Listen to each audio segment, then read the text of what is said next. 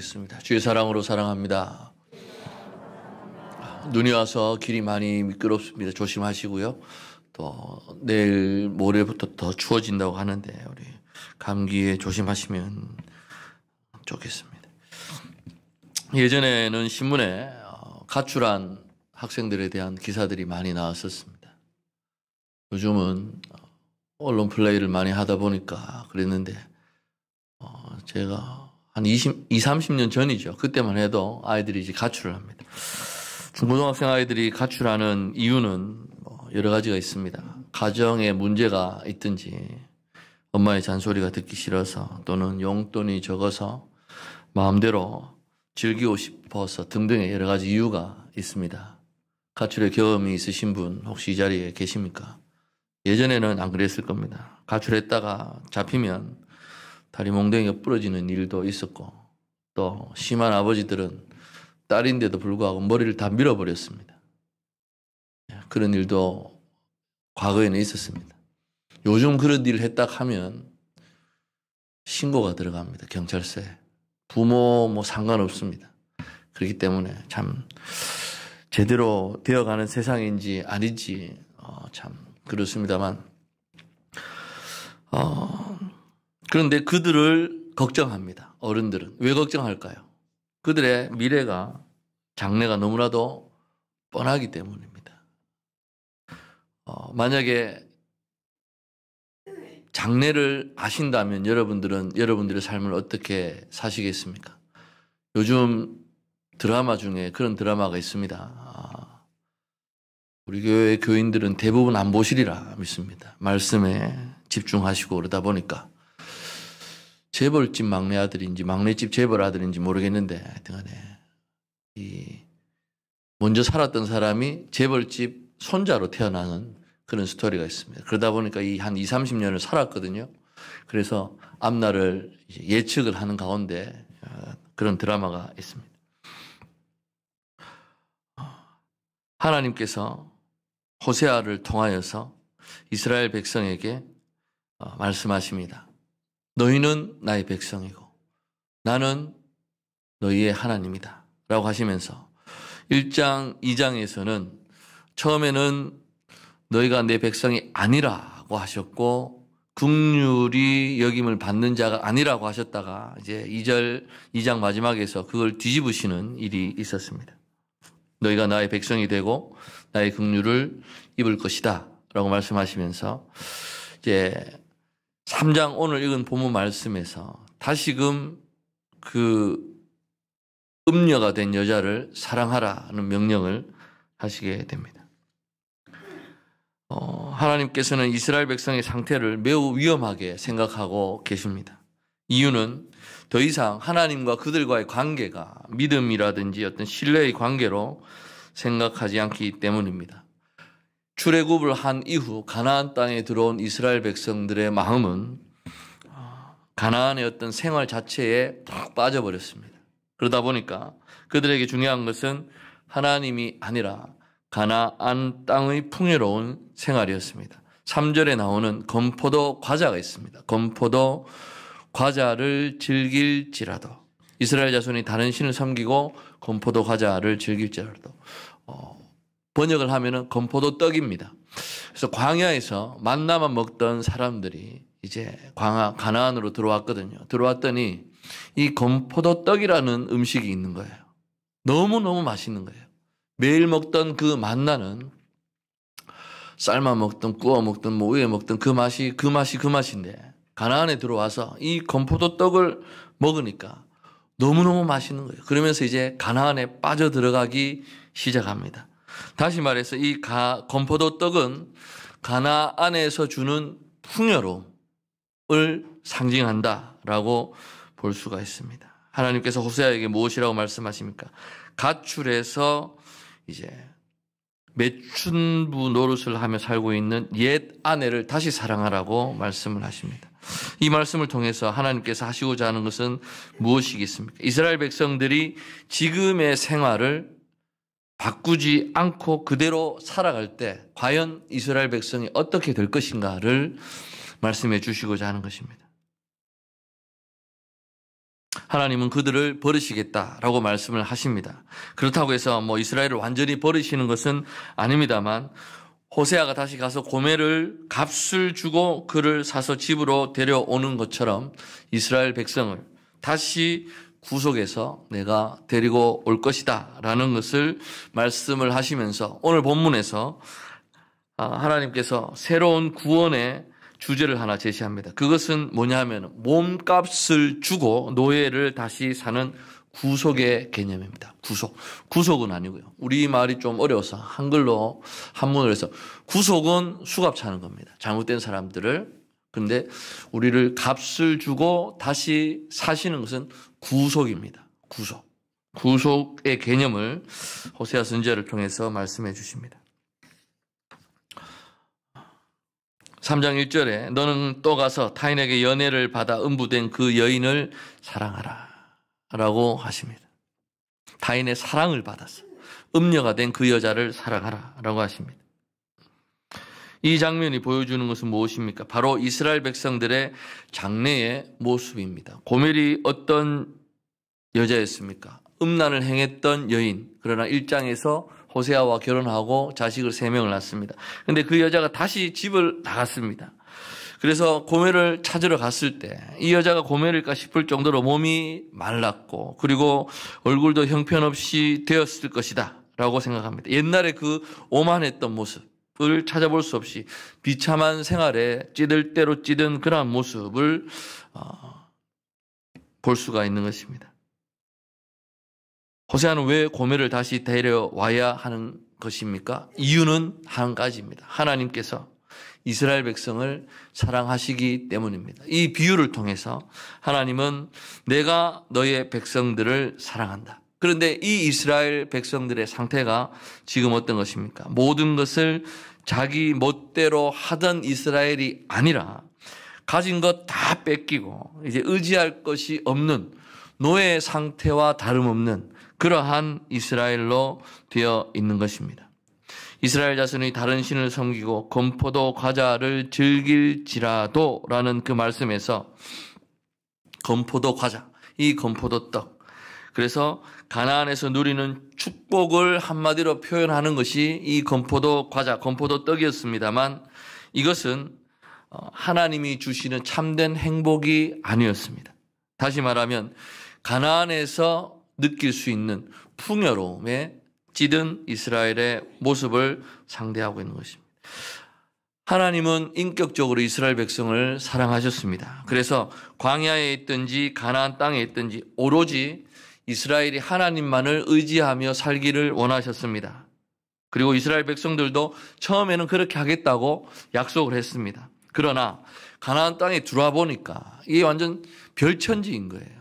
우리가 광야에서 40년 살던 그때 그 시절과는 너무나 다른 음식도 많죠. 그리고 뿌린 대로 이 하나님이 주신 축복이라고 자기들은 착각을 했습니다만 그래서 농사를 짓는 대로 열매가 맺혀지고 다시 말해서 광야에서는 하나님께서 주시는 초자연적인 그러한 은혜 가운데 살아왔습니다. 매일매일 먹을 만큼의 만나를 받았고 고기가 먹고 싶다고 할 때는 메추라기를 보내주셨고 이러한 하나님의 초자연적인 그러한 은혜 가운데 살던 사람들이 이제는 무슨 초자연적이라고 할 수 없는 그냥 씨를 뿌리면 열매가 열리고 때가 되면 비가 오고 신앙이 좋든지 안 좋든지 상관없이 오히려 신앙 없는 사람들이 더 잘 되는 그런 모습을 보는 가운데 이스라엘 백성들이 이제 변하기 시작합니다. 가나안 땅에서 정상적으로 노력하고 활동해서 얻는 것들을 하나님께서 주시는 것이다 라고 생각하기 쉽지가 않았던 것입니다. 그냥 가나안 땅이 주는 것이다 라고 생각하면서 오히려 그 바알의 신을 섬기는 사람들도 생겨나기 시작했던 것입니다. 그래서 이 자기들이 가나안 신들을 잘 섬긴 대가로 받은 축복, 건포도 떡이라고 믿었던 것입니다. 하나님께서 보여주신 결과, 비참한 고멜의 모습입니다. 고멜은 음행을 좋아했습니다. 음행할 때마다 남자들이 선물을 하나씩 줬고요. 그래서 그것은 음행의 값이었습니다. 그런데 어느 날 그 사람을 따라가면 더 많은 것을 줄 것이다라는 생각에 가출을 하게 됩니다. 그 남자는 사기꾼이었습니다.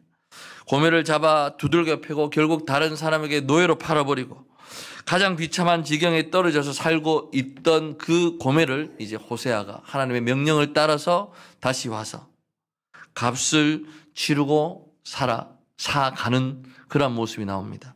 이스라엘의 장래의 모습이 바로 이 고멜의 모습인 것입니다.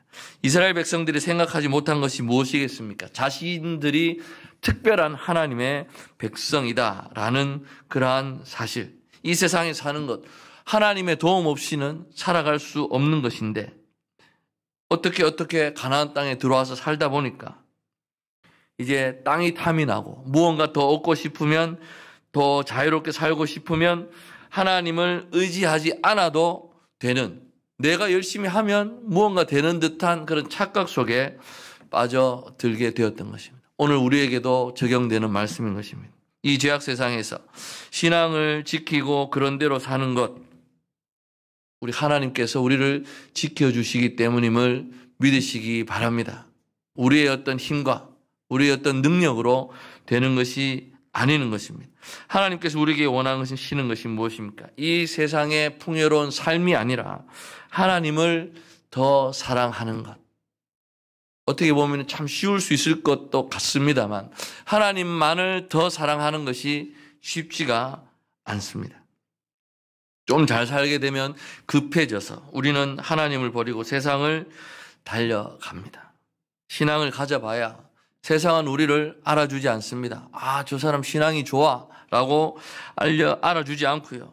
시험에 잘 붙는 것도 아니고 직장에서 승진을 더 잘하는 것도 아니고 장사가 더 잘 되는 것도 아니고 예년에 우리는 참 가난했었습니다. 과거에. 그런데 이제는 세계 10대 경제대국 안으로 들어가면서 잘 산다는 것이 어떤 것인지 맛보고 있습니다. 우리 시대에 잘 산다는 개념 뭡니까? 건포도 떡이 아니라 우리 시대에 잘 산다는 개념, 내 아파트입니다.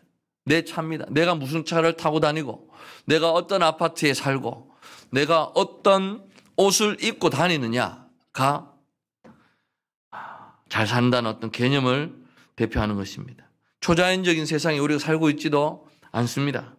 만나로 사는 세상도 아닙니다. 만약에 하나님께서 지금 21세기를 살아가는 우리에게도 만나를 주신다면 우리의 삶은 또 이렇지 않을 것입니다. 그러나 그것이 아니라 만나로 사는 세상 같으면 성경 읽고 기도하고 하나님 주시는 대로 먹고 살면 될 텐데 그렇지 않습니다. 지금 세상은 너무나 바쁘게 돌아가고 있고 그 가운데서 하나님 찾고 하나님만 의지한다고 해서 도움될 것 같은 느낌도 들지 않는 그런 세상. 세상은 세상 나름대로의 규칙이 있습니다. 그렇기 때문에 우리가 하나님만 전폭적으로 의지하고 살아간다는 것 정말 쉽지가 않습니다. 하나님은 초자연적인 것만 주시는 것도 아닙니다. 가나안 땅 자체가 하나님이 이스라엘 백성에게 주신 선물이었습니다. 그래서 하나님은 너무 거룩하셔서 가나안 땅 같은 데는 절대로 들어오시지 않을 줄 알았습니다. 하나님께서는 가나안 땅에도 계셨고 여기에서도 그들에게 필요한 모든 것을 주시는 분이었음에도 불구하고 그들은 하나님을 이제 멀리하기 시작했습니다. 그래서 기적적으로 해결되는 것만 하나님이 주시는 것이다 라고 생각해서는 안 되는 것입니다. 현대사회 가운데도 계시고요. 정상적인 방법으로 우리의 필요한 것을 채워주시는 하나님이심을 우리는 믿어야 할 것입니다.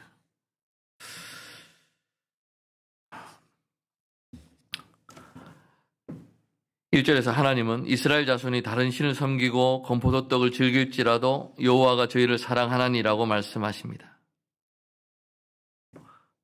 앞에는 여호와께서 이스라엘 백성을 책망을 했습니다. 그런데 내 백성이 아니다 라고 말씀을 하셨던 그 말씀과 충돌되는 이 백성이 내가 저를 사랑한다 라고 말씀을 하시는 것입니다. 그러면 하나님은 왜 이랬다 저랬다 하시느냐라는 것입니다. 하나님께서 이스라엘 백성들이 우상을 숭배하든 건포도떡을 사랑하고 즐기든 상관하지 않고 그저 무조건 사랑하신다는 것인지 그렇지 않습니다. 하나님께서 우상 숭배를 정말 싫어하십니다. 그렇기 때문에 성경에서 말씀하고 있는 것은 이스라엘 백성들이 다른 신을 따라가도 좋고 건포도 떡을 즐긴다고 해서 좋다는 것이 아닙니다. 그럼 이것을 어떻게 해석을 하느냐? 이스라엘의 그 배신, 하나님께 대한 신앙의 돌아섬, 그것이 너무나 실망스럽고 어떻게 보면은 징그러울 정도로 환멸을 주는 그러한 일이라 하더라도 하나님의 이스라엘 백성을 향한 구원 계획은 취소됨이 없다라는 것입니다. 다시 말해서 하나님 말씀하십니다. 나는 너희가 정말 싫다. 나를 버리고 다른 신을 섬기는 너희들이 정말 싫다. 그렇다 할지라도 너희를 향한 나의 구원 계획은 취소되지 않는다. 내가 너희들을 버리고 아수르의 포로가 될 것이고 이곳은 폐허가 될 것이지만 그러나 너희를 향한 나의 구원 계획은 취소되지 않는다라는 비장한 선언이 바로 이 말씀인 것입니다. 건포도 과자를 즐길지라도 여호와가 그들을 사랑하나니라고 말씀을 하고 있습니다. 그래서 하나님의 사랑에는 무조건성과 조건성이 있습니다. 다시 말해서 불러들이실 때는 차별 없이 불러들이십니다. 인종에 관계없이. 그러나 일단 하나님께서 불러들이셔서 들어오고 나면은 거기에는 이제 조건이 붙습니다. 하나님의 사랑에는 조건성, 무조건성. 그래서 신분, 성별 상관없이 직책, 피부색 이런 거 상관없이 모든 죄인들을 다 사랑하시는 하나님이시고요. 그리고 일단 하나님의 사랑 안에 들어온 사람은 그 말씀대로 살아야 하는 것입니다. 사람들은 예정에 대해서 착각을 많이 합니다. 오해를 많이 하는데 예정이라고 하는 것이 우리의 구원이 즉흥적인 것이 아니라 하나님이 이미 오래전부터 세우신 일이다라는 것입니다. 그래서 하루하루의 삶을 보고 이 세상을 볼 때 때로는 우리가 쓰러질 것 같이 기진맥진한 그런 상황 속에서 신앙을 지킬 수 없을 것 같습니다만 그럼에도 불구하고 우리의 구원은 흔들리지 않는다라는 그 약속이 바로 하나님의 예정인 것입니다. 그런데 그 예정을 오해하는 사람들이 어떤 일을 하느냐? 하나님의 은혜를 떠나면서 교회를 떠나면서 죄를 지으면서 나를 예정하셨기 때문에 나는 언젠가는 돌아옵니다라는 그러한 오만함을 표하는 사람들이 있습니다. 아주 간악한 사람들이고 하나님의 약속을 남용하는 그러한 사람들입니다. 하나님의 약속이 우리를 더 방종하게 죄짓게 만드는 수단이 되는 것입니다. 하나님의 약속은 그렇지 않습니다. 신약교회를 굉장히 어지럽혔던 우리 니골라당을 기억합니다. 그래서 하나님이 사랑이기 때문에 무슨 짓을 해도 상관없다고 그렇게 주장을 합니다. 우상을 섬기든 성적으로 범죄하든 세상 재물을 사랑하든지 간에 하나님께서 사랑이시기 때문에 마음대로 살아도 된다라는 그런 주장을 했던 사람들입니다. 그래서 예수님 에베소 교회에 보낸 편지에서 나도 니골라당을 미워한다라는 기록을 볼 수 있습니다. 하나님의 사랑을 남용해서 제멋대로 사는 것, 그것을 하나님께서도 싫어하신다라는 것입니다. 그런데 싫어하신다고 해서 우리를 내쳐버리시는 것이 아니다라는 것이죠. 그렇기 때문에 누구나 의무적으로 사랑해야 하고 그리고 구원해야 하는 그분이 하나님은 아니십니다. 하나님은 참으로 구원받을 자를 구원하시고 은혜 받을 자에게 은혜를 베푸십니다. 그렇기 때문에 어느 누구나 하나님의 은혜를 마치 담보 삼듯이 삼아가지고 죄를 지으려고 해서는 안 된다라는 것입니다. 그래서 1절의 이 말씀은 이스라엘은 실패했지만 나 여호와 하나님은 결코 실패하지 않는다라는 그러한 말씀임을 우리는 기억해야 할 것입니다. 그래서 하나님은 우리의 교만을 항상 꺾기 위해서 우리를 이 세상에서 때로는 실패하게 하십니다. 우리의 모든 자랑을 빼앗아 가셔서 결국 하나님의 은혜만으로 우리가 만족하시도록 그렇게 하시는 분이 하나님께서 우리를 사랑하시는 방법임을 우리는 기억해야 합니다. 하나님은 이스라엘 백성을 사랑하셨습니까? 예, 사랑하셨습니다. 다른 신을 따라가도 좋다. 오냐 하시면서 그냥 내버려 두시는 눈먼 사랑이 아니었습니다. 하나님은 그들을 가장 비참한 자리, 가장 밑바닥까지 내동댕이를 치시면서 모든 재물과 땅을 다른 나라에 다 빼앗기게 하시고 성전까지 무너지게 하시고 그래서 비참하게 만드신 다음에 자신들의 모습을 똑바로 쳐다보며 자신들의 정체성을 깨닫게 하셨던 분이 하나님이십니다. 그 후에야 그들을 구원하시면서 다시 하나님의 구원을 기뻐하게 하시고 하나님의 영광과 이 세상의 영광을 썩지 않도록 하시는 분이 하나님이십니다.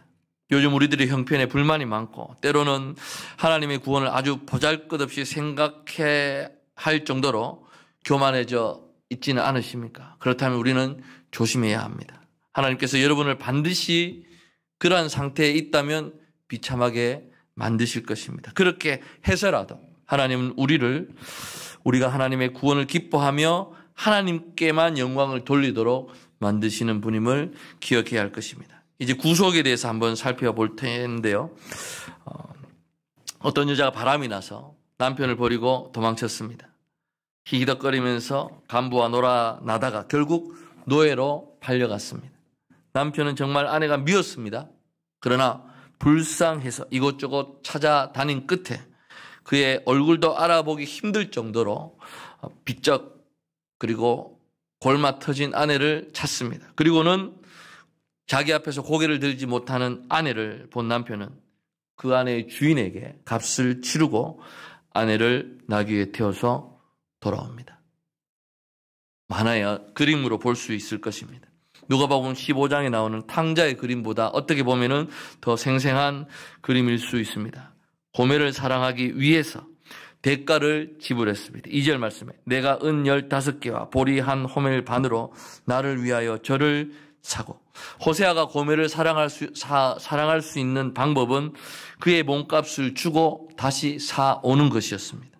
그 외에 다른 방법은 없습니다. 그 앞에 가서 내가 너 사랑한다. 내가 너 사랑한다. 아무리 말을 한다 한들 그것은 사랑하는 방법이 아니었을 것입니다. 값을 주고 노예였던 고멜을 다시 사서 집으로 데려오는, 그래서 고멜의 몸값을 지불했던 호세였습니다. 우리는 성경에서 구원을 나타내는 다양한 표현을 우리가 볼 수 있습니다. 화목, 속죄 또는 구속, 그리고 양자됨, 이러한 단어들을 우리가 봅니다. 화목과 속죄는 어떻게 보면 제사적인 개념입니다. 그래서 반드시 피가 흘러야지만 우리의 죄를 지극히 싫어하시는 하나님의 그 마음이, 하나님의 그 감정이 변하게 된다라는 것입니다. 그래서 은혜로운 하나님을 만나기 위해서는 제사가 필요했던 것입니다. 구속은 경제적인 개념입니다. 오늘 호세아가 했듯이 노예된 사람의 몸값을 주고 다시 사서 자기 사람으로 만드는 것입니다. 그렇게 되면 이제 옛날 주인은 그 노예에 대해 아무런 관여를 할 수가 없습니다. 그것은 노예의 상태, 기분, 그런 것과는 아무런 상관이 없습니다. 전 주인이 다시 고멜을 불러서 부려 먹으려고 한다면 어떻게 해야 되겠습니까? 그 사람도 거기에 대한 대가를 치러야만 할 수 있는 것입니다. 그래서 우리가 우리의 구원에 대해서 구속되었다, 구속받았다라는 표현을 쓸 때 우리 역시 우리를 대신해서 값을 치르신 분이 계시다라는 것입니다. 얼마나 비싼 대가였습니까?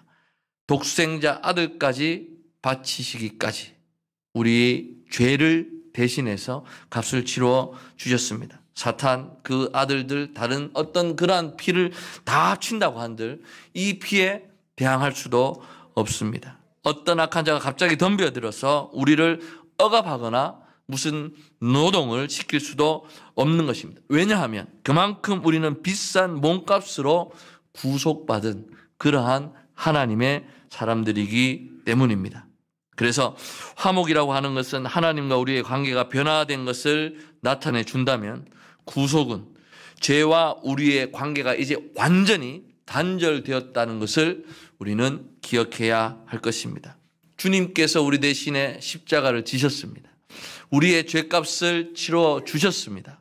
그렇다면 우리는 죄와 분리된 상황입니다. 그런데 이제 마귀는 우리를 유혹합니다. 아니잖아, 매일매일 삶 속에서 죄를 짓지 않느냐라고 하면서 우리를 유혹을 합니다. 그러나 과거에 지은 죄 때문에 또는 우리가 매번 짓는 이러한 죄들 때문에 침체될 때 우리가 반드시 기억해야 될 것은 무엇입니까? 예수 그리스도의 피가 나를 온전케 했다라는 이 사실을 믿고 옛 기억이 나를 주장하지 못하도록 우리는 해야 할 것입니다. 예수님이 나를 사셨기 때문에, 피로 값주고 사셨기 때문에, 그렇다면 우리는 예수님이 시키는 대로 하면서 살아가야 할 것입니다. 이제 마지막으로 양자된 개념입니다. 양자됨인데 이것은 법적 사회적인 개념입니다. 우리를 아들로 삼으셨다는 것, 그것은 하나님 앞에서 우리에게 권리를 주셨다는 것입니다. 탕자가 돌아왔을 때 반지를 끼우고 새 옷을 입히고 발에 신발을 신기고 아들의 그 권리를 복권시켜 주셨던 것처럼 하나님께서 예수 그리스도의 피로 값주고 우리를 사신 이후에 우리를 하나님의 아들로 입양을 시키셨다라는 것입니다. 그렇기 때문에 이제 우리는 이 세상 것을 요구할 권리는 없습니다. 하나님께 이 세상에 무엇을 주세요라고 하는 것이 아니라 세상 것은 우리의 것이 아닙니다. 그렇기 때문에 하나님께 우리가 요구할 것은 무엇입니까? 하늘에 있는 모든 신령한 은혜를 우리는 요구해야 하는 것입니다. 그래서 착각을 하지 마시기 바랍니다. 이 세상 모든 만물이 하나님께서 창조하셨기 때문에 이 세상의 모든 것을 우리가 하나님께 요구할 수 있다라고 할 수도 있겠지만 우리는 세상과 다릅니다. 다른 존재이고 우리가 하늘에 있는 모든 은혜는 간구할 수 있습니다. 왜냐하면 우리 손가락에 하나님께서 끼워주신 아들의 반지가 있고요. 우리 발에 우리의 권리를 나타내는 신이 신겨 있기 때문인 것입니다. 예수님이 십자가에 달리시기 전에 중요한 말씀을 하십니다. 무릇 아버지께 있는 것은 다 내 것이라. 그러므로 내가 말하기를 성령이 내 것을 가지고 너에게 알리리라 하였노라. 요한복음 16장 15절의 말씀을 하십니다. 그래서 우리는 이 땅에 있으면서도 하늘에 있는 것을 우리는 다 가질 수 있고 체험할 수 있는 것입니다. 세상의 것에 맞추어서 일하는 사람이 아니라 하늘의 것을 끌어당겨서 이 세상을 변화시키는 사람이 바로 우리 믿는 성도들이고 하나님의 자녀인 것입니다. 3절에 보시면 이제 호세아가 돌아오는 길에 고멜에게 무엇이라고 말을 합니까? 그에게 이르기를 너는 많은 날 동안 나와 함께 지내고 음행하지 말며 다른 남자를 따르지 말라. 나도 너에게 그리하리라 하였노라. 많은 날 동안이라고 했습니다. 심심하면 집에서 뛰쳐나갔으니까요. 같이 있을 시간도 없었습니다. 그런데 이제 말합니다. 많은 날 동안 나와 함께 지내자. 쉽게 얘기하면 곧바로 뜨겁게 사랑하자는 것이 아니라 이제는 시간을 조금 가지고 조용히 한번 생각해 보자라는 것입니다. 자기 자신에 대해서. 이렇게 막무가내로 얘기할 수도 있겠죠. 이 인간아, 지금 네 꼬라지를 한번 봐라. 완전 페인이 다 됐지 않느냐? 아직도 착각을 하고 있느냐? 또 다른 남자 쫓아갈 생각하고 있느냐? 버려라. 나도 앞으로 그렇게 하겠다라고 하면서 이것이야말로 고멜이 호세아를 바로 알고 호세아와 올바르게 사랑할 수 있는 길이기 때문에 시간을 갖자라고 하는 겁니다. 고멜은 너무 생각 없이 살았습니다. 그저 본질적인 것은 생각하지 않고 유혹받는 것에 따라서 가고 몸을 주고 그런 삶을 살았던 사람이 고멜이었습니다. 마찬가지입니다. 이스라엘 백성 역시 가나안에 들어와서 풍요함에 너무 빠지다 보니까 그 풍요함을 쫓아서 살아가는 삶을 살았던 것입니다. 4절에 이스라엘 자손들이 많은 날 동안 왕도 없고 군도 없고 제사도 없고 주상도 없고 에봇도 없고 드라빔도 없이 지내다가 이스라엘 백성들 지금까지 본질적이지 않은 것으로 너무 바쁘게 살아왔던 것입니다. 그래서 왕 때문에 바빴고 지도자들 때문에 바빴습니다. 회의하느라고 바빴고 대책을 세우느라 바빴고 수많은 종교 의식들 때문에 바빴습니다.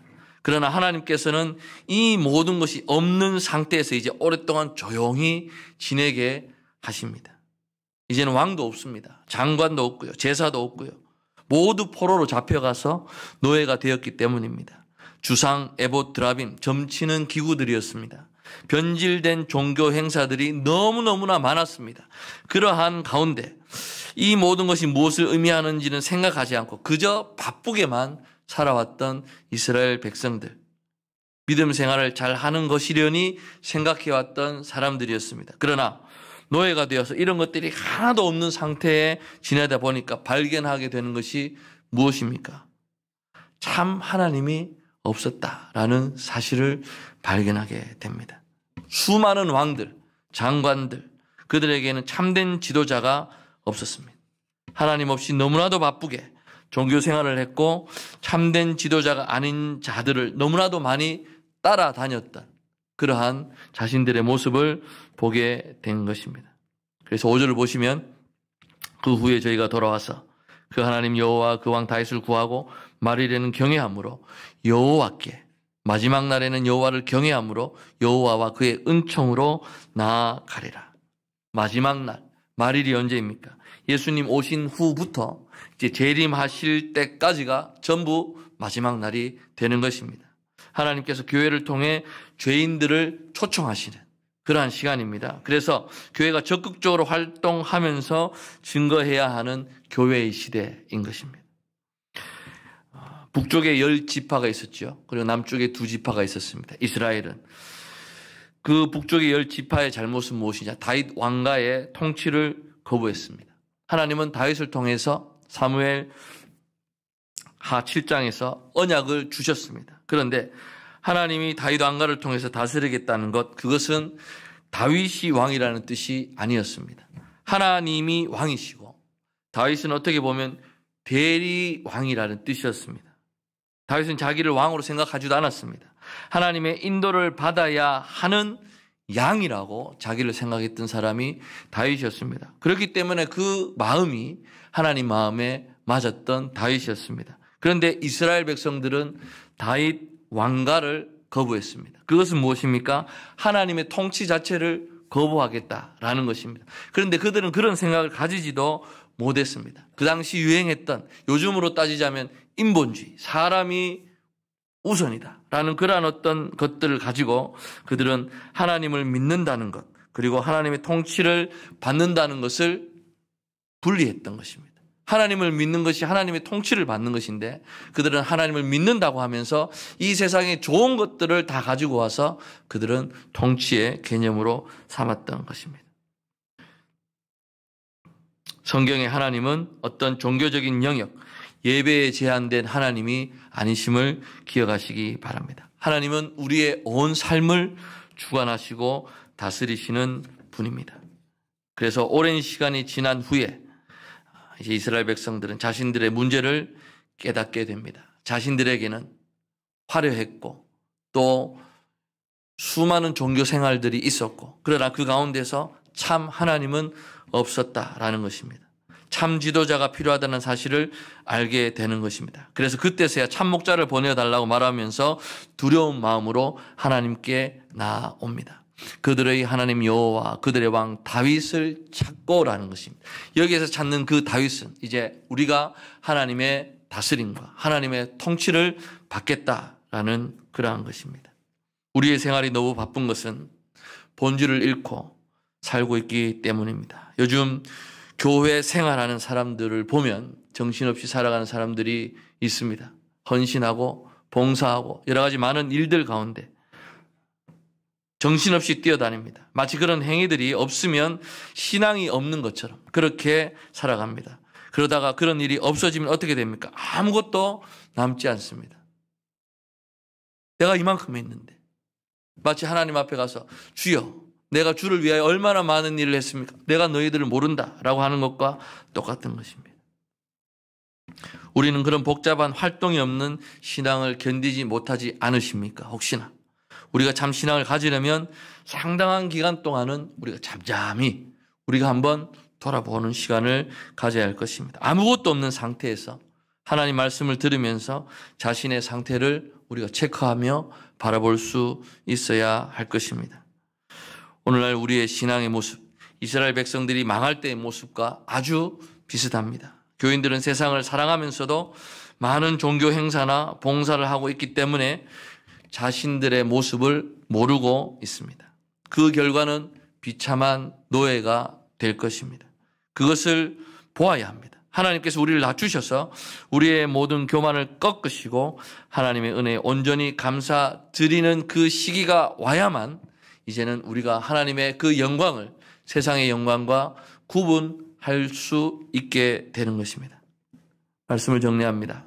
하나님께서 우리를 사랑하셨습니다. 그런데 그 사랑하심이 우리를 그저 외동아들, 외동딸 사랑하듯이 사랑하시는 것이 아니라 우리의 실체를 바라보게 하시는 것으로 하나님은 우리를 사랑하십니다. 여러분들의 신앙생활 가운데, 길고 긴 신앙 여정 가운데 과연 나는 어떤 모습으로 하나님을 사랑하고 있는가? 다윗의 통치, 하나님의 통치를 받기에 주저함이 없는가? 돌아보시는 귀한 시간 되시기를 간절히 소망합니다. 기도하겠습니다. 여호와 하나님 아버지 은혜를 감사합니다.